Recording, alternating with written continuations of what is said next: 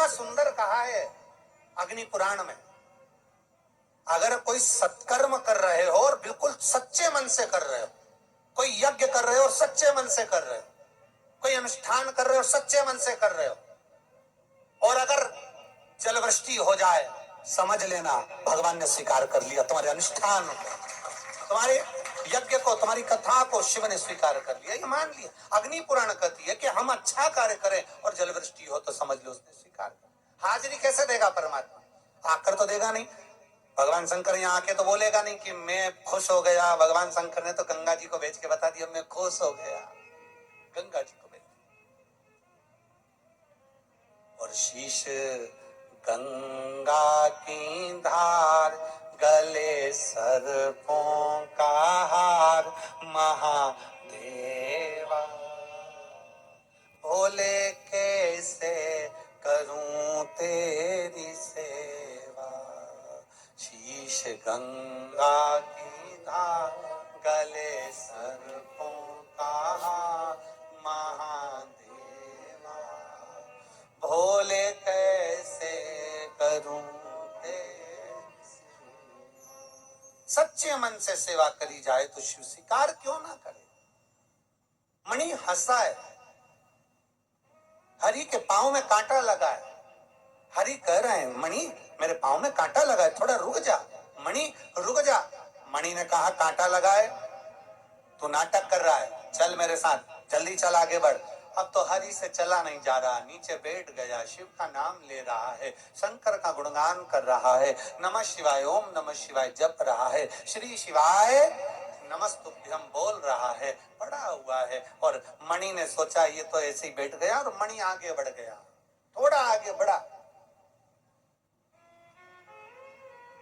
अब मणि जैसे ही आगे बढ़ा, हरि के तो पांव में कांटा चुभा था, और मणि चलते चलते चलते चलते खड्डे में ऐसा गिरा कि उसके शरीर में, पांव में, हाथ में, पूरे शरीर में कांटे कांटे चुभ गए, पूरे शरीर में कांटे, पूरे शरीर। अब मणि भी भगवान को पुकार रहा है और हरि भी भगवान को पुकार रहा है। हमने पहले दिन की कथा में, नांदेड़ की प्रथम दिवस की कथा में कहा था कि ढंग की जिंदगी जियो, ढोंग की जिंदगी नहीं। नांदेड़ की कथा में कहा, प्रथम दिवस की कथा में हमने वर्णन किया, ढंग की जिंदगी जीना है, दिखावे की जिंदगी से दूर हो जाना। हमें दिखावा नहीं करना, हमें दिखावे से दूर होना, ढंग की श्रेष्ठ जिंदगी जी। और हरि में और मणि में, दोनों में एक अंतर है। हरि शिवालय में जाता है तो दिखावे के लिए नहीं जाता।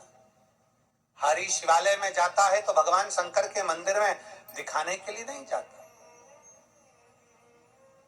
हरि शिवालय में जाते हैं तो दिखाने के लिए नहीं जा रहे। मणि शिवालय में जा रहे हैं तो ये दिखाने के लिए जाते हैं कि देखो मैं तुमको ये सब देता हूं, मैं तुम्हें ये प्रदान करता हूं, मेरे पास में इतना वैभव है, मेरे पास में ये है, मेरे पास में वो। ये दिखावे के लिए हरि नहीं जाता, दिखावे से दूर है हरि, दिखावे से दूर।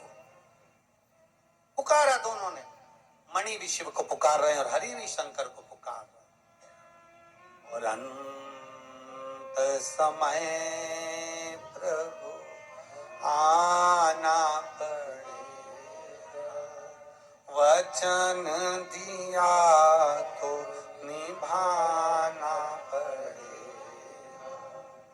अंत समय प्रभु आना पड़ेगा, वचन दिया तो निभाना पड़ेगा। आए ना आए प्रभु कुटुंब कबीला, अंत समय प्रभु आना पड़ेगा, वचन दिया तो निभाना पड़ेगा। अंत समय प्रभु आना पड़ेगा। पुकारो, हरि ने पुकारा, मणि ने भी पुकारा, पर दोनों के पुकारने में अंतर है। हरि केवल नाम उच्चारण कर रहा है और मणि क्या बोल रहा है? भोलेनाथ मैंने तुम्हें रोज जल चढ़ाया, भोलेनाथ मैंने रोज तुम्हें पुष्प चढ़ाया, भोलेनाथ मैंने तुम्हें रोज बेलपत्र चढ़ाई, भोलेनाथ मैंने रोज तुम्हें चूरमे का भोग लगाया, भोलेनाथ मैं तुम्हारे मंदिर में रोज आया। हरि एक बार भी नहीं बोला कि बाबा मैं तेरे मंदिर में रोज आता हूँ। हरि एक बार भी नहीं बोला बाबा मैं तुझे जल चढ़ाता हूँ। हरि एक बार भी नहीं बोला कि बाबा मैं तेरा भजन करता हूँ। पर मणि कह रहा, मणि बार बार कह रहा है मैं तुम्हारे मंदिर में आता हूँ, मैं तुम्हें जल चढ़ाता हूँ, मैंने तुम्हें भोग लगाया, मैंने तुम्हें बेलपत्र चढ़ाई, मैंने तुम्हारा साज बिछाया। कई लोग, दुनिया के कई लोग ऐसे हैं जो बार बार कहते हैं मैं इतना करने के बाद भी मेरी किस्मत में यश नहीं, मैं रोज मंदिर जाता, रोज जल चढ़ाता, रोज पूजन करता तो भी दुख मेरे पर ही आता, मैं रोज ऐसा करता तो भी भगवान मेरी नहीं सुनता, मैं रोज भगवान को प्रार्थना करता तो भगवान मेरी नहीं सुनता। अरे मणि बार बार भगवान को कह रहा है कि मैं रोज मंदिर जाता हूं तो भी मेरे को दुख आया, मैंने ऐसा करा भगवान मैं तुम्हें भजता हूं। पर हरि ने नहीं कहा कि भगवान मैं जल चढ़ाता हूं, भगवान मैं तुम्हें ये करता हूं। मेरा निवेदन है सभी से, सभी श्रोता भाई बहनों से निवेदन है, आप अपने बच्चे को पढ़ाओ, आप अपने बच्चे को विद्याध्ययन कराओ, आप अपनी बेटी को पढ़ाओ, आप अपनी बेटी को विद्याध्ययन कराओ, आप अपने परिवार वालों के लिए करो, आप अपने परिवार वालों के लिए विद्याध्ययन कराओ, पढ़ाओ, बच्चों को खूब पढ़ाओ, खूब विद्याध्ययन कराओ। पर बच्चों को बार बार ये कहने की जरूरत नहीं है कि मैंने तुम्हारे लिए ये करा, मैंने तुम्हारे लिए मकान बनाया, मैंने तुम्हारे लिए दुकान करी, मैंने तुम्हारे लिए ये करा, मैंने तुम्हारे लिए वो करा। क्योंकि बच्चों के हृदय में धीरे धीरे चिढ़ उत्पन्न होने लगती है और बच्चे आखिरी में एक दिन कह देते हैं कि दुनिया के माँ बाप भी करते हैं। इसलिए ऐसे शब्दों का संबोधन नहीं करना, बच्चों को संस्कार में ऐसा ढाल दो, संस्कार में ऐसा बच्चों को ढालिए कि बच्चों की चित्त वृत्ति में ये रहना चाहिए कि मेरे पिता ने और मेरी माँ ने मेरे लिए क्या क्या करा, ये बच्चों की चित्त वृत्ति में रहना चाहिए। बोलने से नहीं, बोलने से नहीं, बताने से नहीं, बच्चों की चित्तवृत्ति में संस्कारों के माध्यम से ये डाला है। हमारे घर के बच्चों में वो संस्कार होना चाहिए कि हमारे घर के बच्चे देखें कि हमारे पिता ने कितनी मेहनत करी, हमारे घर के बच्चे देखें कि हमारी माता ने कितनी मेहनत करी, हमारे घर के बच्चों देखें कि हमारे परिवार वालों ने कितनी मेहनत करी, तब उनको समझ में आता है। महाराज, ऊंचाई की बिल्डिंग लोगों को नजर आती है, 4 मंजिल की बिल्डिंग लोगों को नजर आती है, पर 4 मंजिल के नीचे जो सरिया गया है, 4 मंजिल के नीचे जो खुदाई करी गई है, 4 मंजिल के नीचे जो खोदा गया है, वो नहीं दिखता है। होता है एक कथा आती है बड़ी सुंदर। एक भिखारी सोच लिया मुझे सम्राट बनना है। एक भिखारी ने सोचा मुझे राजा बनना, और चाहे कुछ भी हो जाए मैं राजा बन के रहूंगा, मैं सम्राट बन के रहूंगा। अब भिखारी ने सोचा मुझे सम्राट बनना, तो किसी ने भिखारी से पूछा कि तुम सम्राट कैसे बनोगे, तो भिखारी ने कहा भीख मांग के।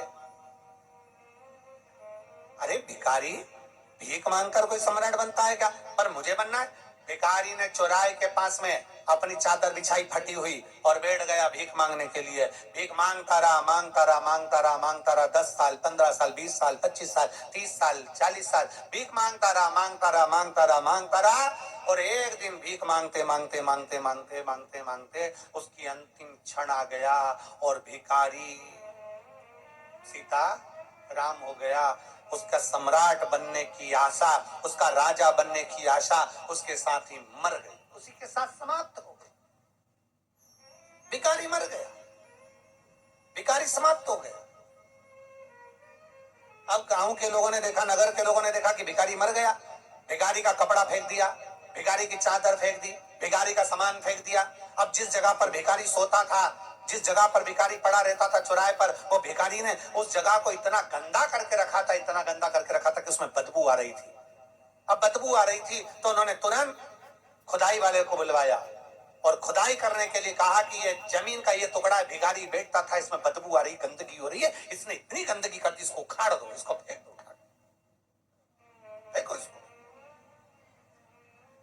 बुलाया, जेसीबी मशीन वाले को बुलाया होगा, खड्डा खोदने वाले को बुलाया होगा, और बुलाया गया। और बुलाने के बाद में जैसे ही खड्डा, भिखारी जहां बैठता था, सोता था, उस जगह पर जैसे ही खड्डा खोदा, खोदते से ही भिखारी के नीचे से सोना, पैसा, धन, दौलत ढेर सारी निकली, ढेर सारी।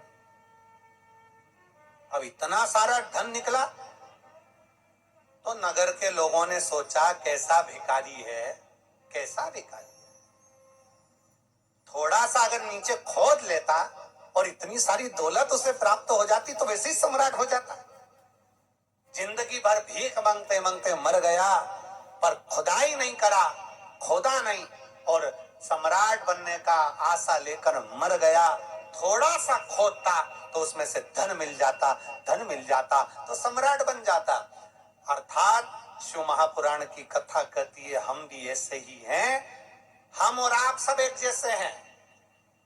दुनिया से कहते हैं ऐसा कर दीजिए भैया, ऐसा कर दीजिए भैया, हम दुनिया से भीख मांगते हैं। पर शिव महापुराण की कथा कहती है कभी अपने अंदर हम खोदते नहीं हैं। अगर शंकर के शिवलिंग के प्रति हमारे भीतर हम खोदते जाएं कि शिवलिंग की पूजन से क्या मिल सकता है, शिव महापुराण सुनने से क्या प्राप्त हो सकता है, शिव महापुराण की कथा को पढ़ते जाएं, खोदते जाएं, और भगवान शंकर की भक्ति में हम इतने डूबते चले जाएं, नीचे उतरते चले जाएं, एक अंदर की ओर जाते चले जाएं, तो एक ना एक दिन तुम सम्राट बनकर ही रहोगे, राजा बनकर ही रहोगे।